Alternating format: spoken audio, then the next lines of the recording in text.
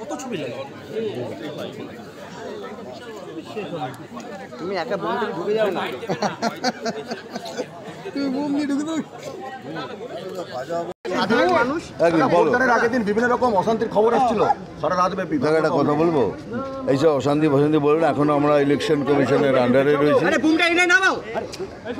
এখনো আমরা ইলেকশন কমিশনের কোডের ভেতরে রয়েছি।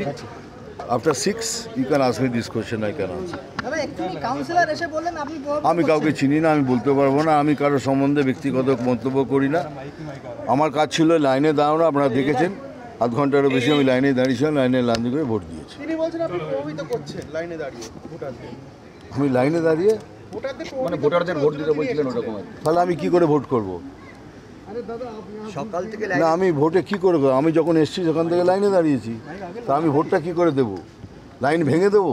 আরে কি হলো এটা, কি করে বলুন?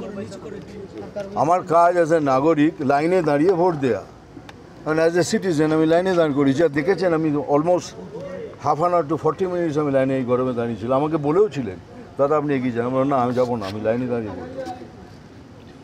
এরপরেই যদি কেউ কিছু আমার কিছু বলার নেই, বলুন।